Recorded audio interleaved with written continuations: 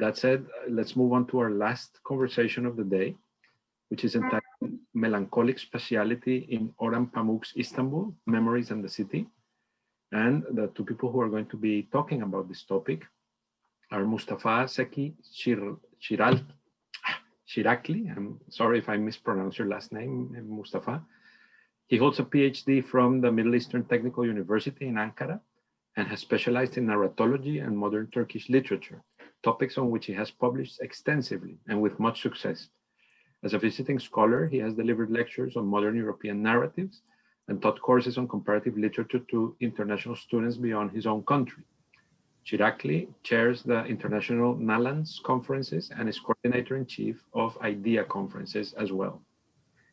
Mustafa is going to be talking to Sonja Novak, one of the leaders of Working Group 2, devoted to theory. He's an assistant professor and chair of German literature at the Department of German Studies, Faculty of Humanities and Social Sciences in Osijek in Croatia, where she also teaches history of German literature and courses on literary theory at all levels of education. She conducts her research in the humanities within the research field of philology, and her area of expertise is literary theory and the history of literature. So, Mustafa, Sonja, the floor is yours. Thank you very much, Jorge. In our conversational presentation, we will show in a practical manner all the communication channels and the network of discourse in talking about spatial melancholy in Pamuk's Istanbul, Memories and the City. Let me just quickly explain the idea behind this. During the preparations, Mustafa chose 3 beautiful paragraphs from the novel, as well as some photos, and we analyzed how Pamuk rewrites or narrates Istanbul in a way that in the audience, with the public, with the academics, produces a kind of expressionistic representation of the city. We were able to discuss... Okay, catches. Can you please mute? Okay, Jorge, can you, thank you. So we were able to discuss this from the academic point of view, but also from the point of view of public, of general audience. Namely, I had the role of the public because I have little to none experience with Istanbul, direct experience with Istanbul, only intermediate. So my impressions of the city were based solely on Pamuk's textual extracts and the chosen photos. And we will share with you what we talked about and to what conclusions we came. We would like to begin with Ahmet Rasim's epigraph, which you can see on the slide. He says, "The beauty of a landscape resides in its melancholy." While we were talking and communicating, we played with the sentence and we came up with our own epigraph. So we proposed to say, the beauty of a city resides in its dialogue with us. So with this, I would like to just... It's a play on Rasim's epigraph. Also, beautiful is a dialogue with us. Quote by Roland Barthes, who says, let me read it quickly. The city is a discourse, and this discourse is truly a language. The city, to its inhabitants, we speak our city, the city where we are, simply by living in it, by wandering through it, by looking at it. Since this has not been presented previously, we first reflected on the individual levels of communication about this topic, just between Mustafa and me, as academics, and also as an academic to the public, but both as members of the public. And in order to help your orientation within our conversation, I'm going to ask Mustafa to make a short introduction. Thank you, Sonja, for this nice presentation and the introductory remarks about our subject matter. And thank you, Jorge, for organizing this nice event. It is a bit exciting for me to be part of such a, dialogic and conversational presentation. And not only because this is the first time that I have been a presenter in these seminars, but also because Istanbul and the city and the space is itself very exciting and in a way inspiring and also charming. And today, first of all, I want to make a gentle reminder that, you know, Istanbul is not totally or wholly melancholic, of course, but melancholy resides in the dialogue, and melancholy resides in our memories rather than the current space. So today we're going to have a look at, you know, how it would be possible to have a conversation with the city and also the previous writers with the text, with the narrations. And we are going to map out a kind of, you know, such, you know, conversational relationships between the agencies of all these dialogues, if you can do it. And maybe we are at the initial steps of a work. Maybe it would grow out into an article and into further projects. We are making up our mind about this issue with Sonja. And uh, I just want to start with our call for paper. It started with, we need discourse. You know, this was the initial remark in our call for paper. And we need discourse, and I would like to make a slight revision on it, if I may. So we do not only need, we live through these discourses. So we are conscious beings reflecting upon the things around us. And here the word reflect or mirroring back are crucial notions that shape our conscious lives. We need such a reflection. We need mirroring back to feel that we live, we become, we are. So we need to hear the echo of an interlocutor, and this interlocutor can be a previous writer, can be a previous narrator, can be the space, the setting, the place itself. So such kind of ongoing dialogue is the way to exist through the memories of all these narrators, and maybe we achieve a kind of spatial existence through our memories and the cities. So our topic is like a Mobius strip, and there is no beginning and end, beginning and end in it. We cannot specify a point of departure. We can easily reverse it and say spatial melancholy or melancholic spatiality. What is happening in Pamuk's Istanbul is that the city and the narratives about the city trigger or instigate memories and stir melancholic feelings in the narrator. More than that, it instigates or stirs some melancholic feelings in the reader, in the wanderer as well. So in different ways, you know, this melancholic emotion lives through the minds and the memories and imagination of these agencies, of these conscious narrators. And the narrator projects his already existing melancholy to the discourse he produces about the city, and the reader becomes involved in such a process. So we see here, even though there is a melancholic aspect in the city and in the past that is lost, there is a transformative, a kind of healing power of narration and discourse as well. So even though there is a kind of sadness, this sadness is transformed by the narration of the space.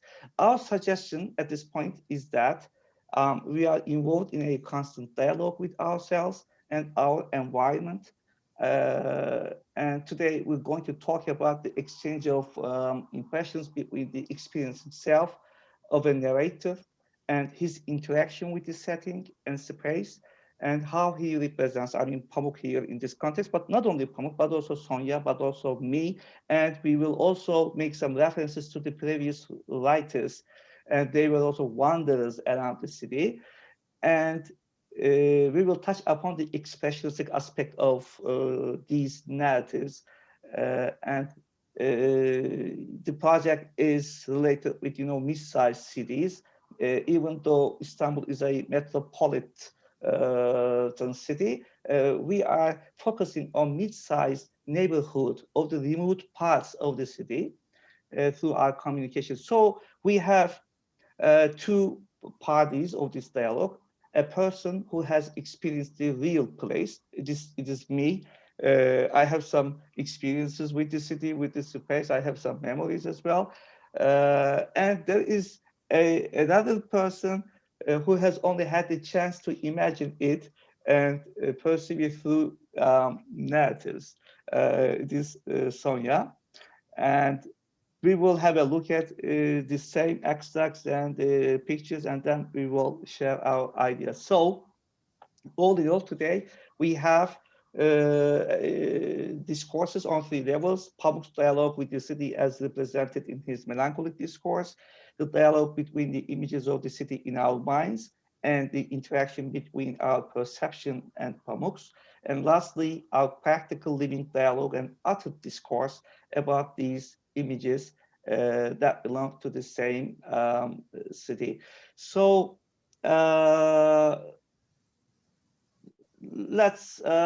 would like to share our theoretical background in a few words, and then I will give the stage to Sonja. We borrow our terminologies from art, and we are going to use the terms expressionism. And if we can have time, the last picture, maybe we'll talk about kind of maybe not only expressionistic, but also impressionistic aspects of some of the visual narratives shared by Pamuk. And we use narratology, particularly the term spatiality, and urban studies, reconstruction, cognitive psychology, and psychoanalysis, loss, lack, and melancholy. And today we're going to talk about collective melancholy that is called hüzün in Turkish. And we tried hard, but unfortunately we haven't been able to translate it into English. But maybe we can coin a word. I don't know. Maybe there might be a colleague who can help us. Yes, we can invite the audience. Yes, why not? Why not? And then this might be another possibility for the conversation and dialogue with our audience. So as we are limited, we have limited time, I think it would be better to move to the first extract. Sonja, yes. Thank you, Mustafa. So our discussion will be about 2 or 3 paragraphs or pictures, depending on the time allowed. And in these passages, especially in the first and second one, these passages contain quite a few discursive and dialogic levels.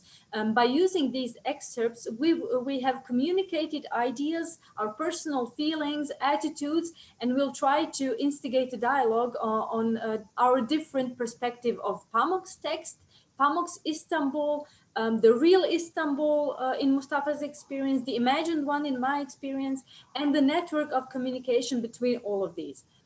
You will see the extracts on the slides. We will not read them whole, so you can maybe follow our train of thoughts. So this is extract 1, and I would maybe like to ask Mustafa to reflect on the first part of the paragraphs. As you can see, this is the part, the melancholy of the ruins, Tanpınar and Yahya Kemal in the city's poor neighborhoods. So since you're reflecting on the first part, could you maybe start? Yeah, thank you, Sonja. In the first passage, I would like to draw on the dialogue between the various agents. First, and I have also made them in red. Maybe our audience can follow up the names. First, we see that there is a dialogue between Tanpınar and Yahya Kemal. We see that they took long walks together through Istanbul's poor sections, remote sections. It is most probable that they had a conversation as the cities go along, as we are having a conversation right now about, almost the same settings, the same places. And such, dialogue and conversation is still going on through this meeting, and even Jorge and our audience is part of this dialogue right now. It is really exciting. And it is most probable that they had a dialogue, and in this section, Tanpınar's recollection is presented. This is also very interesting. So there is not only a representation of the space, but there is a representation of a person who is reflecting upon that space. So there is a kind of multi-layered, how can I say, reflection and recollection process. So representation is amalgamated with a sort of recollection process, and the memories of the First and Second World Wars are interwoven, and all these, how can I say, tragic and sad moments of humankind are also part of this dialogue. So the setting, the space is not a physical entity. It is very much spatial, and it is very much, how to say, a carrier of emotions of the past. And here, revisiting is also a significant word for me. Revisiting is an act of recollection, recreation, rewriting, and of course, appropriation. And appropriation is one of the key terms of our action. So the post streets and neighborhoods are in a dialogue with the feelings of mourning for the time lost and melancholy of the lack of restoration. So Pamuk thinks like that. Even I thought like that. And the previous writers, yes, we think the place is the same. The place is the carrier of the emotions, and we know that such past cannot be restored, cannot be recompensated. But the author finds a possibility of recreation of the city in the stream of ongoing discourse with the memory of the earlier authors still resonating through the external space. So visiting and revisiting appear as a performative motive in this text.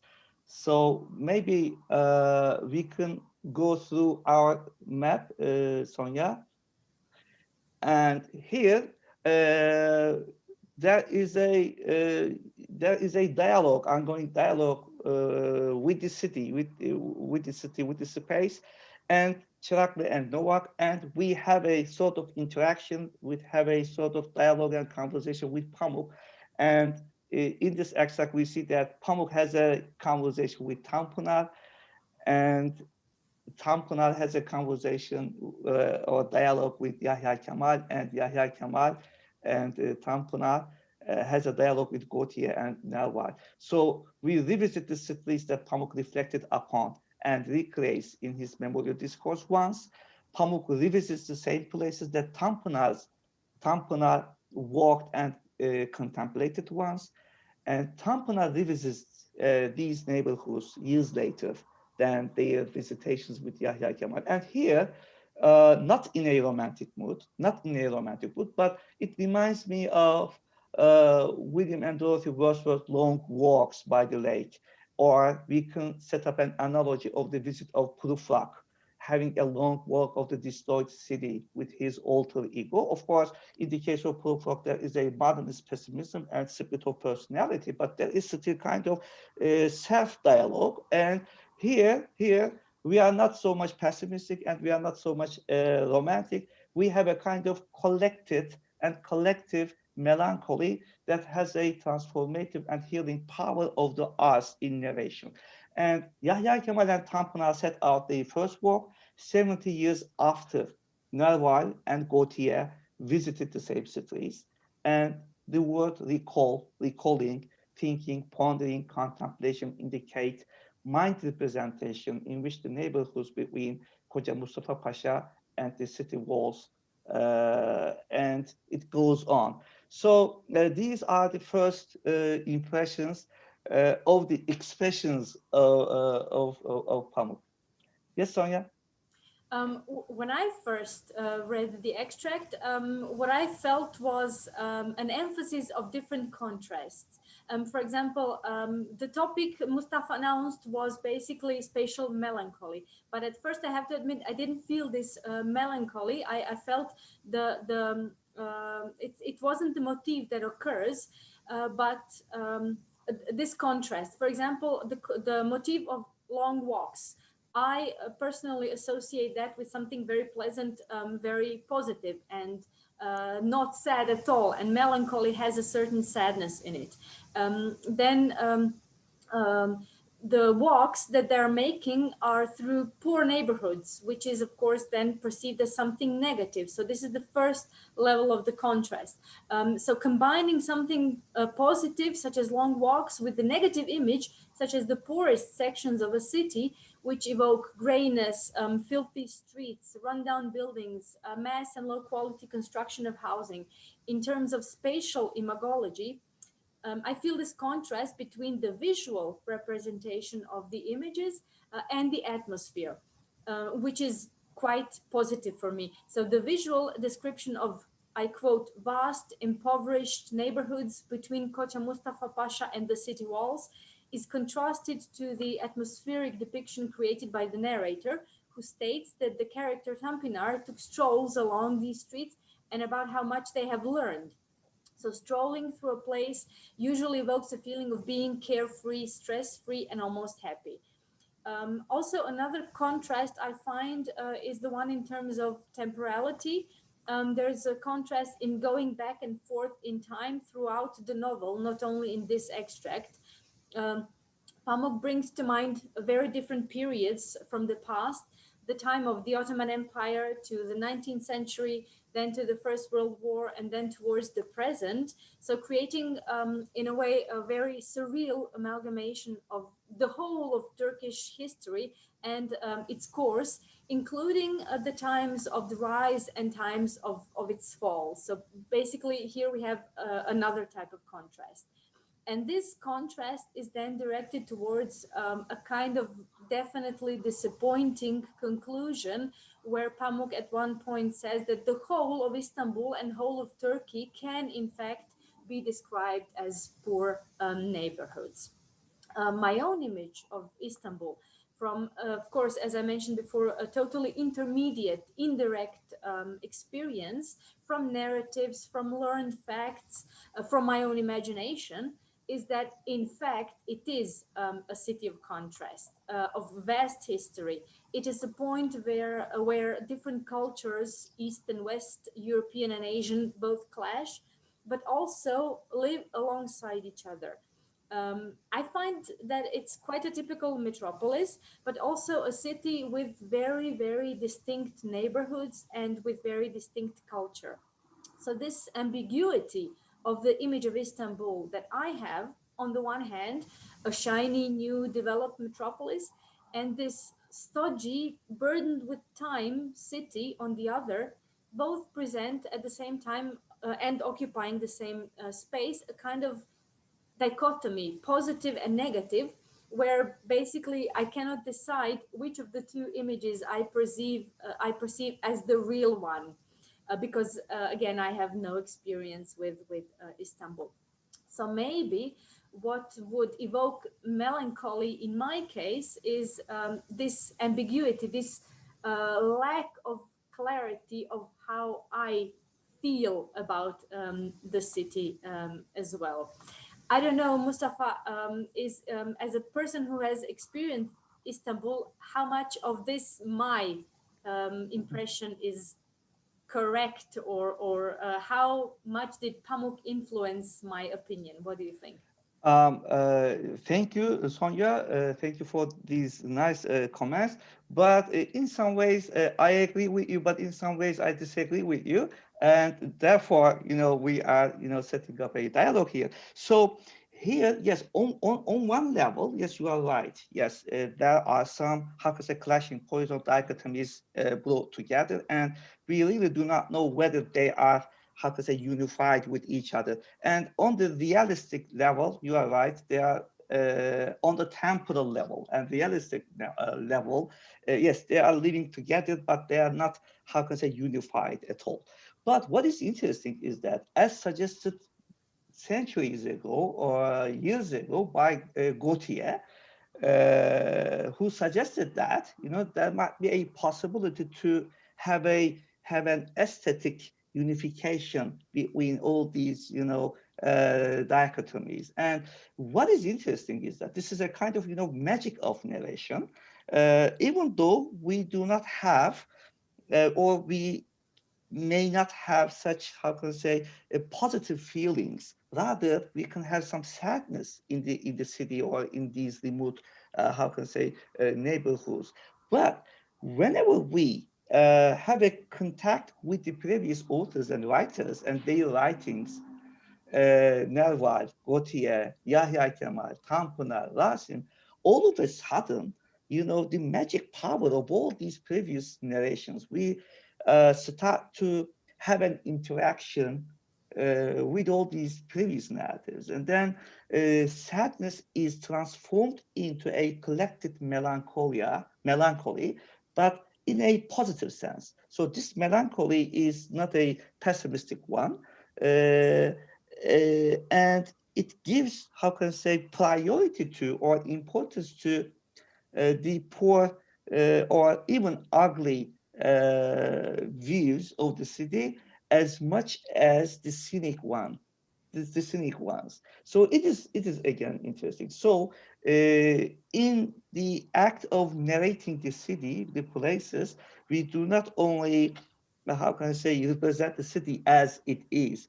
We imbue some emotions, we imbue some aesthetic to these narrations, and on an aesthetic level, these cities are reproduced and recreated in a positive manner. So when we say melancholy in Pamuk's Istanbul, this melancholy is not a pessimistic one, a recreative one, charming, inviting, and in Jorge's terms, engaging melancholy. Yes. I think our time is up, unfortunately. Okay. We have some further pictures, but we don't know. Maybe it's up to Jorge. And I would prefer that we have a small moment for conversation, because many of the topics that have been brought forth are equal. Okay. Or okay, maybe we can conclude here. Please. And Sonja, would you like to present your concluding remarks? Basically, we can summarize what we mentioned. So we see that the discourse, the dialogue, or the conversation occurs on very many levels between us as members of the public, as academics. It occurs between us and Pamuk. It occurs between us and certain characters in the novel. It is also intratextual, because Pamuk mentions different levels of communications between Gautier and Nerval and Tanpınar and so on. So it is not only intratextuality in terms of Bakhtin, but it's also intertextual in terms of Kristeva or Jean Genet.